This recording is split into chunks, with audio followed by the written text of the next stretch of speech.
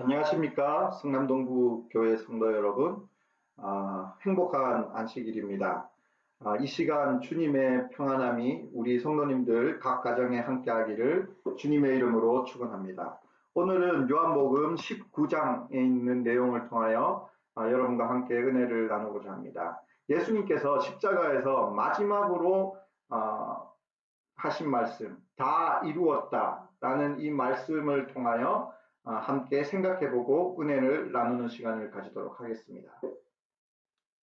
요한복음 19장 28절에서 30절에 있는 말씀, 그 후에 예수께서 모든 일이 이미 이루어진 줄 아시고, 예수께서 모든 일이 이미 이루어진 줄 아시고 성경을 응하게 하려 하사 이르시되 내가 목마르다 하시니 거기 신포도주가 가득히 담긴 그릇이 있는지라.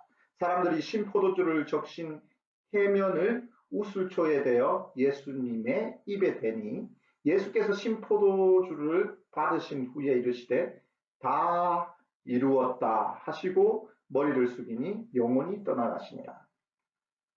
예수님은 십자가에 달리셔서 마지막으로 모든 일이 자신에게 이루어진 줄 아셨다라고 이야기하고 있습니다. 그리고 그 후에 다 이루었다라고 말씀하시고 우리의 죄를 대신해서 돌아가셨습니다. 여기서 예수님께서 말씀하신 다 이루었다라고 말씀하신 이 말씀에 내포되어 있는 의미가 무엇일까요? 그리고 모든 일이 자신에게 이루어졌다라는 것을 아셨다라고 했는데 여기서 그 모든 일, 이루어진 그 모든 일이 무엇일까요? 그리고 그것이 이루어졌다라고 했는데 그 이루어진 것이 무엇인지에 대해서 좀 생각해 보도록 하겠습니다.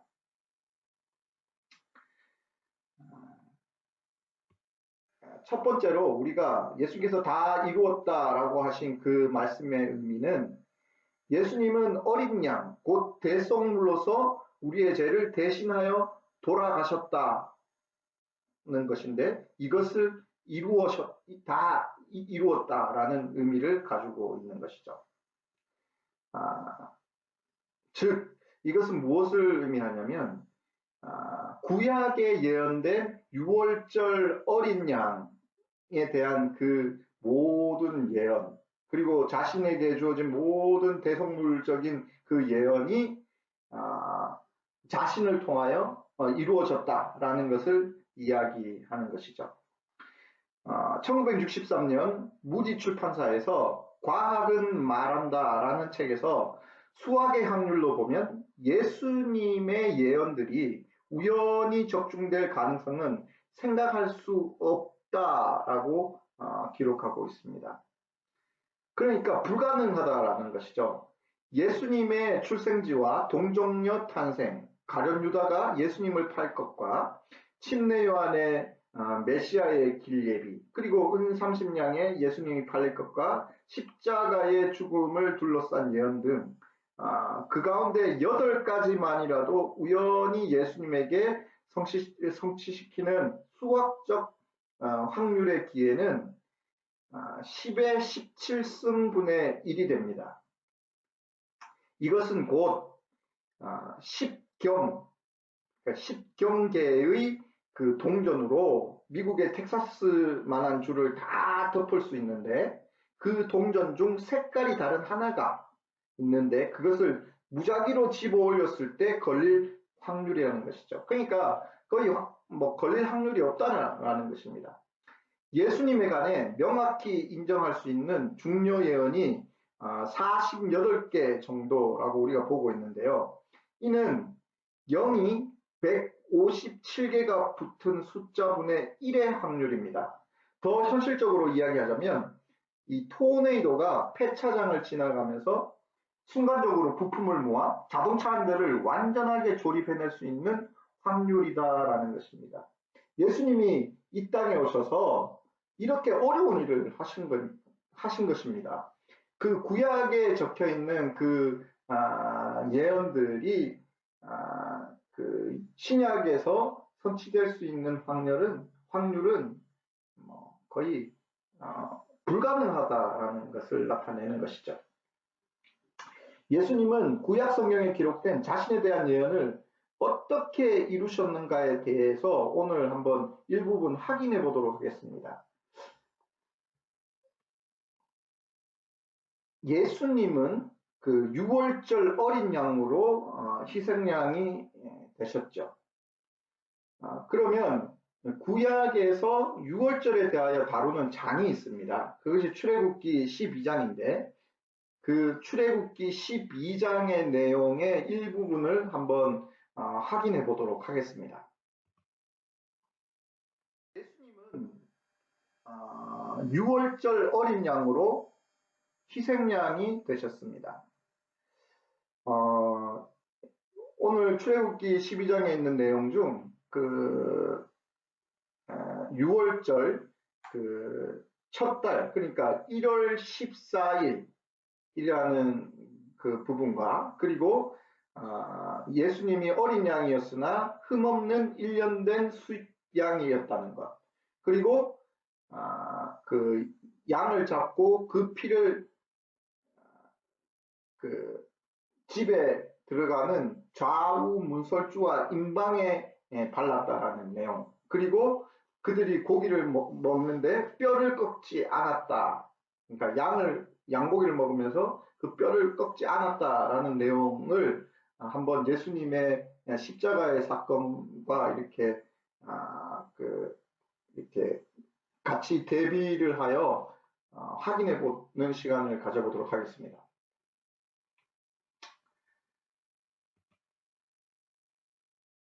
여기 6월절 사건은 1500년 후에 예수님의 십자가 사건과 딱 겹쳐지는 것을 발견할 수 있습니다. 이 고린도전서 5장 7절에는 너희는 누룩 없는 자인데 새 덩어리가 되기 위해 묵은 누룩을 내어버려라. 우리의 6월절 양, 여기서 우리의 6월절 양 곧 그리스도께서 희생되셨느니라 라고 기록하고 있습니다. 이 말은 무엇이냐면 6월절의 어린 양은 예수 그리스도를 표상한다 라는 것을 성경을 통해서 확인할 수 있죠. 예수님은 6월절 양으로서 희생되신 것입니다. 이것을 구약의 출애굽기 12장은 6월절 그 사건, 그러니까 그 6월절 사건인데 이 출애굽기 12장의 6월절 사건과 이 신약의 십자가 사건을 이렇게 겹쳐 보았을 때 표상이 그 실체가 되는 것을 우리가 확인할 수 있는 것이죠.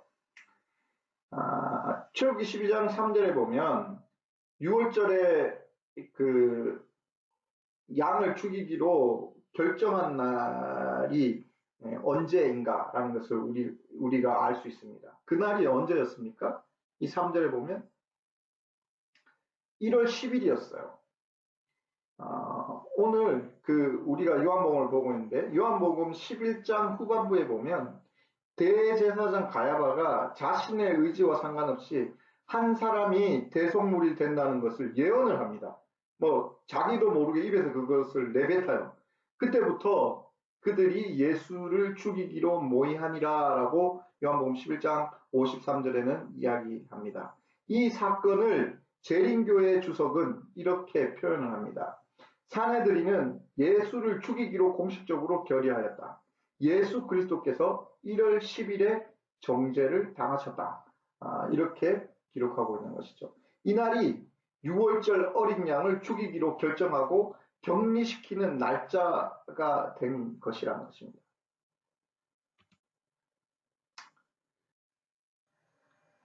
그리고 5절에 있는 말씀을 보면 흠없고 1년 된 수컷으로 하라라고 이야기를 했는데 6월절 양이 되기 위해서는 흠없는 1년 된 수컷이어야 했습니다. 남성이며 흠없다는 것은 죄 없는 예수님을 표상하죠. 양이 짝을 맺기 위해 가장 좋은 상품일 때가 1년쯤 될 때라고 합니다. 예수님은 30대 초반, 역시 사람에게 가장 좋은 나이로 돌아가셨다는 것을 우리가 확인할 수 있습니다. 그분은 흠없는 1년 된 수컷 양으로 대속제물이 되셨던 것입니다. 1절에 보면 1월 14일 해질녘에 양을 잡았습니다.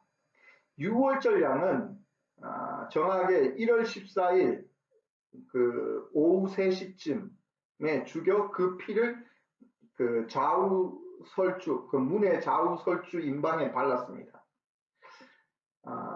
마가복음 15장 34절에 보면 제9시에 예수님께서 이렇게 돌아가신 것을 기록하고 있습니다.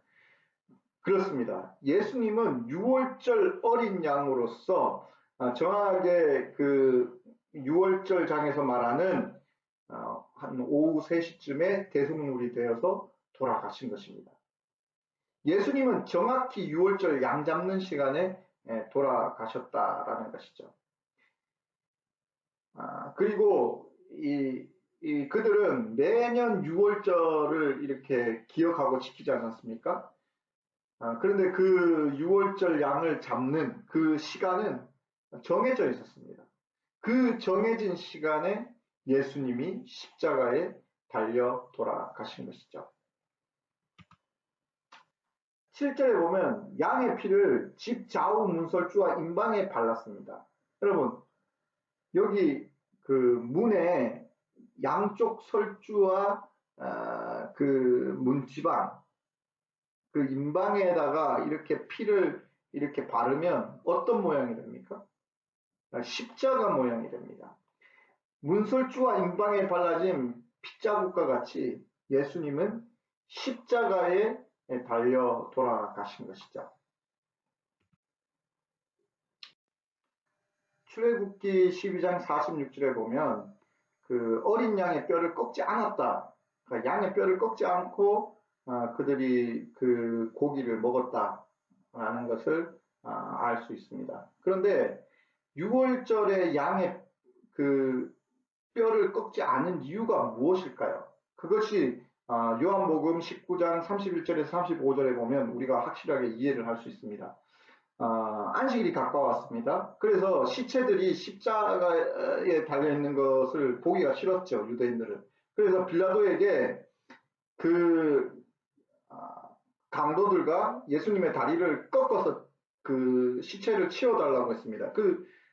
다리를 꺾는 이유는 양손에 못이 박혀 있고 그 다리에 못이 박혀 있지 않습니까? 근데 이렇게 십자가에 매달아 버리면 사람이 처지지 않습니까? 이렇게 계속 처지다 보면 이 폐가 짓눌리면서 호흡이 곤란해지면서 이렇게 죽을 수밖에 없는 것입니다. 그런데 이제 이렇게 손이 처지고 폐가 짓눌렸을 때 그들이 숨을 쉬기 위해서 이 다리의 힘으로 밀어 올리는 겁니다. 그러면 숨을 쉬게 되는 거죠. 그런데 다리를 꺾어버리면 그들이 숨을 쉴 수 없게 되는 겁니다. 이렇게 끌어올리게 다리로 이렇게 밀어 올려야 되는데 밀어 올리지 못하니까 어떻게 해요? 질식해서 죽게 되어버린 거예요. 그렇기 때문에 다리를 꺾어버리면 사람이 빨리 이제 죽을 수밖에 없는 것입니다. 그래서 군인들이 가서 예수와 함께 못 박힌 첫째 사람과 또 다른 사람의 다리를 꺾어버렸습니다. 근데 예수님께 이르러서는 딱 보니까 예수님은 이미 운명하신 겁니다. 그래서 예수님의 다리는 꺾지 아니하였다라고 성경은 기록하죠. 그러면서 36절에 이렇게 기록하고 있습니다. 이 일이 일어난 것은 그 뼈가 하나도 꺾이지 아니하리라 한 성경을 응하게 하려 함이라 라고 기록하고 있습니다. 아주 6월절 양의 디테일한 부분까지 예수님은 예언을 이루시면서 돌아가신 것입니다. 그리고 예수님은 그 모든 것을 다 이루었다라고 말씀하셨죠. 하나님께서 인류를 위해 세운 구속의 경륜은 그 누구도 꺾거나 파괴할 수 없는 것이었습니다. 예수님은 정확히 6월절 어린 양의 실체가 되신 것입니다. 그리고 다 이루었다라고 말씀하셨습니다. 그리고 운명하시고도 예언된 것을 이루면서 돌아가셨다라는 것을 우리는 확인할 수 있는 것이죠. 예수님은 흠없는 순결한 6월절 어린 양, 곧 대속물로서 우리의 죄를 대신하여 돌아가셨습니다. 우리는 이렇게 구약에 예언된 그림자가 실체가 된 것을 그 표상학이라고 이야기합니다. 예수님도 그 부활하시고 그 엠마오 마을로 걸어가면서 그 제자 2명에게 이렇게 표상학적으로 그 자신을 드러내 보이신 것입니다. 예수님도 이렇게 자신의 모습을 표상학적으로 성경을 풀어 주셨다는 것입니다. 둘째, 이 다 이루었다라는 의미는 인류에게 새 생명을 부여하는 재창조를 의미합니다. 요한복음은 다른 복음서와 다르게 동산이라는 단어를 사용합니다. 지난주에 이것에 대하여 살짝 설명하였는데 오늘은 좀 더 구체적으로 다루어 보겠습니다. 예수님이 겟세마네 동산에서 기도하실 때 그 요한복음은 겟세마네, 감난산 이런 단어를 쓰지 않고 그냥 동산이라고 기록합니다. 그리고 2장부터 요한복음의 저자는 정확한 위치를 명시하지 않는 동산이라는 단어를 3번을 더 씁니다. 요한복음 18장 1절, 18장 26절, 그리고 오늘 본문인 요한복음 19장 41절, 그리고 20장 15절 이렇게 총 4번의 동산을 언급합니다. 어느 학자는 이렇게 이야기합니다. 요한복음 18장 1절에서 20장 15절 사이는 동산에서 동산까지 라고 명칭하면서 이 어떤 학자가 이렇게 동산에서 동산까지 라는 이야기를 합니다. 예수님의 동산에서 동산까지를 살펴보면 예수님이 자신이 잡히시는 밤에 동산 안으로 들어가시고 제자에 의해 팔리시고 고난당하시고 십자가에 달려 돌아가시고 동산에 묻히시고 동산에서 부활하셨습니다. 요한복음의 이 동산이라는 단어는 태초의 동산, 에덴 동산을 생각하게 합니다. 인류의 첫 아담은 에덴 동산에서 창조되었고 거기서 기쁨을 누렸으며 생명과를 먹으면서 영생을 누리는 축복을 가졌습니다. 그러나 죄를 짓게 되었고 동산에서 쫓겨남으로 영원한 생명을 상실하게 되었죠. 생명의 동산에서 쫓겨난 것이죠. 그러나 인류의 마지막 아담은 잃어버린 생명을 회복시키고자 동산으로 들어가셨습니다. 그리고 마지막 아담이신 예수님은 인류에게 십자가를 통하여 새로운 새 생명을 허락하셨습니다. 요한복음은 이렇게 이야기하죠. 요한복음 17장 3절에 보면 영생은 곧 유일하신 참 하나님과 그가 보내신 자 예수 그리스도를 아는 것이라고 이야기했습니다. 예수 그리스도를 통하여 인류는 새 생명, 곧 영생을 얻는 것이었습니다. 요한복음 19장에서 예수님께서 다 이뤘다고 말씀하신 것은 죄의 권세를 이기고 죽음의 권세를 이기고 새 생명을 부여하는 사업을 완성하셨다는 것을 이야기합니다. 요한복음 19장 34절에는 그중 한 군인이 창으로 옆구리를 찌르니 곧 피와 물이 나오더라 라고 기록하고 있습니다. 예수님이 돌아가셔서 한 군인이 창으로 옆구리를 찌르니까 그 피와 물이 나왔습니다. 에덴 동산에서 하나님은 하와를 아담의 갈비뼈를 취하여 창조하셨죠. 아담의 옆구리에서 생명이 시작되었습니다. 마지막 아담이신 예수님은 다 이루었다라고 말씀하시고 옆구리에서 물과 피를 흘리셨습니다.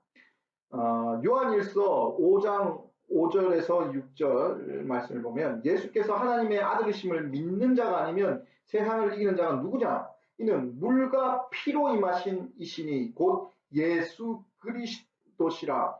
물로만 아니요 물과 피로 임하셨고 증언하신 이는 성령이시니 성령은 진리다라고 이야기합니다. 우리의 대속제물이신 예수 그리스도는 물과 피로서 세상을 이기셨습니다. 또 11절부터 보시면 또 증거는 이것이니 하나님이 우리에게 영생을 주신 것과 이 생명이 그 아들 안에 있는 것이니라. 아들이 있는 자에게는 생명이 있고 하나님의 아들이 없는 자에게는 생명이 없다라고 기록을 하고 있죠. 예수님이 다 이루어졌다고 말씀하실 때 우리는 에덴에서 잃어버렸던 새 생명을 다시 회복하는 것입니다. 아담의 옆구리에서 생명이 발원된 것처럼 그분의 옆구리에서 인류는 새 생명을 얻게 된 것이죠. 예수 안에서 새 생명을 얻게 된 것입니다. 죽을 수밖에 없는 인류를 재창조하신 사업이 십자가의 사역이었습니다. 오늘 이 저녁 우리에게 새 생명을 허락하신 예수 그리스도를 바라보는 시간이 되기를 기도합니다. 요한은 그 예수님을 믿을 때 영생이 있다고 이야기합니다. 예수님은 십자가에서 마지막으로 다 이루었다라고 말씀하셨습니다. 그것은 우리를 대신하여 돌아가실 예언된 흠없는 어린 양인 대속물이 되셨다라는 선언을 하신 것입니다. 이것은 불가능의 확률을 뚫어버린 역사적인 사건인 것입니다. 그림자와 실체가 만나는 순간이었습니다. 그분은 구약의 예언을 온전히 다 이루셨습니다. 그리고 우리에게 영원한 생명을 다시 부여하심에 부족함이 없으셨습니다. 정하신 때 온전히 인류를 위하여 구속의 계획을 다 이루신 것이었습니다. 우리를 대신하여 돌아가신 어린 양 예수 그리스도를 찬양합니다. 그분이 역사 속에서 이 불가능의 확률을 뚫으신 것입니다. 그리고 그분은 그 불가능의 확률을 뚫으시고 십자가에서 우리의 대속 제물이 되셨습니다. 그 은혜의 보혈이 우리 안에 흘러넘치기를 소망하면서 오늘의 말씀을 줄이도록 하겠습니다.